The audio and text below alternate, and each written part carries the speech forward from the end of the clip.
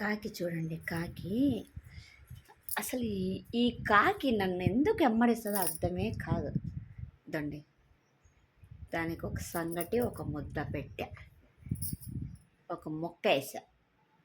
ఇదిగోండి వచ్చింది, అరిచింది అరిచింది అరిచింది. అది పెడితే సైలెంట్ అయిపోయి ప్రతిరోజు ఇడికి వచ్చి ఈ లైట్ కడుకొచ్చి అరిచి బాగా గట్టిగా అరుస్తుంది. అరిచి నువ్వు ఎవరిని అడిగితే ఎవరి రూపంలో ఉంటే అది చెప్తుంది, ప్లేస్ కూడా చూపిస్తుంది. ఇట్ట పోయి మళ్ళిచ్చి అరుస్తుంది. ఇక్కడ మనిషిని అక్కడ మనిషిని అనేది అసలు ఏందో అర్థం కావడంలే.